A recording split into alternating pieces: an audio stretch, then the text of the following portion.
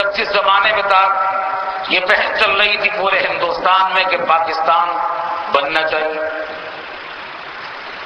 ہمارے بزرگان دیوبند ہی میں سے بعض کی رائے تھی کہ بننا چاہیے، بعض کی رائے تھی کہ بننے سے مسلمانوں کا نقصان ہوگا، اور وہ یہ سمجھتے تھے کہ اگر ہم نے پاکستان بنانے کی تحریک چلائی تو انگریز تو ہندوؤں اور مسلمانوں میں اختلاف ہو جائے گا، تو تحریک جو انگریزوں کے خلاف چل رہی تھی وہ کمزور پڑ جائے گی، دو حصوں میں منقسم ہو جائے گی، اور انگریز کو اپنا تسلط برقرار رکھنے میں مدد مل جائے گی۔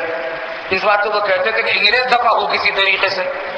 شیخ الاسلام علامہ مولانا مسعود مدنی رحمۃ اللہ سے تو خیال یہ تھا کہ یہ انگریز کسی طریقے سے دفع ہو، بعد میں ہندو مسلمان دیکھ لیں گے، ورنہ کہیں انگریز ہی اپنی ہندوستان کی آزادی کے مسئلے کو کھٹائی میں ڈال دے گا۔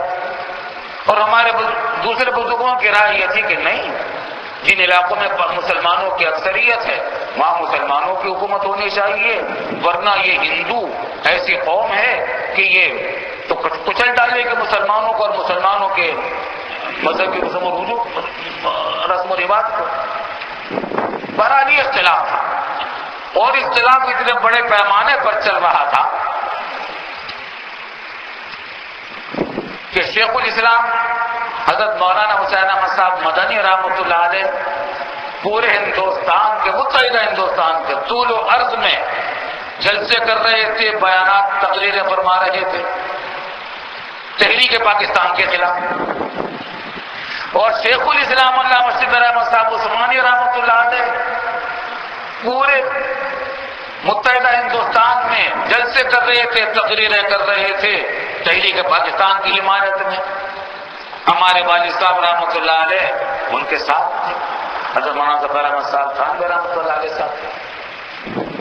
کتنا بڑا اختلاف تھا، کسی اختلاف کی وجہ سے ہمارے ان بزرگوں نے دارالعلوم دیوبند سے استعفا دے کر علیحدگی اختیار کی تاکہ دارالعلوم کی ساکھ کو نقصان نہ پہنچے، دارالعلوم سے دو قسم کے متضاد فتوے جاری نہ ہو، کیونکہ اب دیانتداری کا تقاضا تھا دارالعلوم میں رہتے ہوئے ہو کہ اگر مسئلہ پوچھا جائے گا تو مسئلہ تو وہ بتائیں گے جس کو ہم صحیح سمجھتے ہیں، تو فتویٰ ہم کچھ اور دیں گے اور دوسرے بزرگ کچھ اور فتویٰ دیں گے، دارالعلوم دیوبند کے فتوے آپس میں ٹکرائیں گے، اس سے دارالعلوم کی ساکھ کو اور اعتماد کو نقصان پہنچے گا۔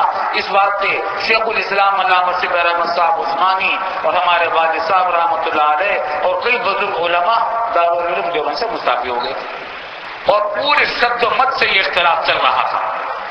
ادھر سے بھی جلسے ہوتے تھے، دیوبند میں کچھ جلسے ہوتے تھے، موافق مخالف جلسے، جلوس نکلتے تھے، ہم بھی جلوس نکالتے تھے، ہم نعرے لگاتے تھے بن کے رہے گا پاکستان، پٹ کے رہے گا پاکستان، لے کے رہیں گے پاکستان، دینا پڑے گا پاکستان، پاکستان کا مطلب کیا، لا الہ الا اللہ، ہندو مسلم مسلم بھائی بھائی، وہ نعرے لگاتے تھے ہندو مسلم بھائی بھائی، ہم کہتے تھے مسلم بھائی بھائی۔ یہ جلسے ہم بچوں کے جلسے ہوتے تھے، جلوس نکالتے تھے، کتنے زور شور سے یہ اختلاف چل رہا تھا دیوبند میں خود، لیکن باہمی تعظیم و تکریم کا معاملہ۔ شیخ الادب حضرت مولانا اعزاز علی صاحب رحمۃ اللہ علیہ اگرچہ سیاست میں عملی حصہ نہیں لیتے تھے، لیکن نظریاتی طور پر وہ حضرت مدنی رحمۃ اللہ علیہ کے موقف سے کے حامی تھے، چنانچہ وہ دارالعلوم دیوبند سے مستعفی نہیں ہوئے تھے۔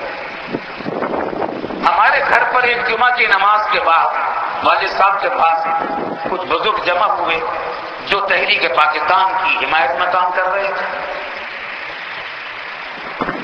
آپس میں کچھ مشورہ تھا تو آپس میں طے ہوا کہ بھئی اس مسئلے میں تو حضرت شیخ الادب صاحب سے مشورہ کرنا چاہیے، یہ بالکل الگ موقف ہے، دوسرا موقف الگ ہے، وہ دوسرے موقف کے حامی ہیں، لیکن مشورہ مولانا اعزاز علی صاحب شیخ الادب صاحب سے کرنے کی ضرورت ہے۔ طے ہوا کہ سب کے سب وہاں ان کی خدمت میں حاضر ہوں گے، چلیں گے اور ان سے مشورہ کر لیں گے۔ اچھا اچھا ہمارے والد صاحب رحمۃ اللہ علیہ نے سب سے زیادہ کتابیں انہی سے پڑھی تھی، شیخ الادب رحمۃ اللہ، ابتدا سے لے کر انتہا تک،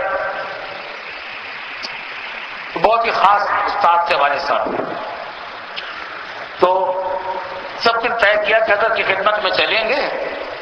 اچھا حضرت مجھ سے کہا کہ جاؤ تم دیکھ کے آؤ کہ حضرت اپنے کمرے میں تشریف رکھتے ہیں یا نہیں رکھتے۔ اچھا حضرت کا تو معاملہ یہ تھا کہ وہ گھر پہ کم رہتے تھے، زیادہ وقت تو وہ اپنے حجرے میں رہتے تھے۔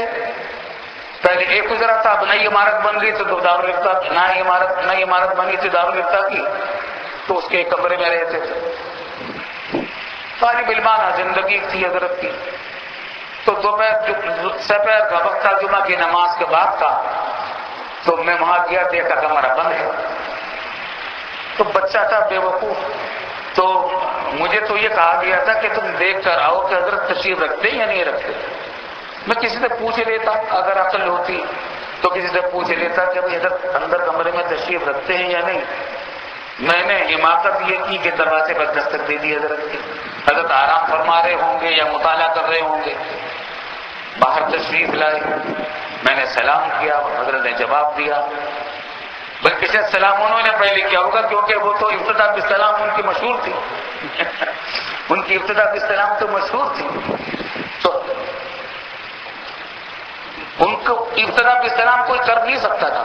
طلبہ میں یہ بات مشہور تھی کہ ان سے سلام میں کوئی پہل نہیں کر سکتا۔ شیخ الادب رحمۃ اللہ علیہ، ان کا مزاج یہ تھا کہ جہاں کسی پر نظر پڑی السلام علیکم۔ طالب علم تو یہ سوچتا تھا کہ قریب پہنچ کر سلام کروں گا، وہ وہی سے السلام علیکم کر دیتے تھے۔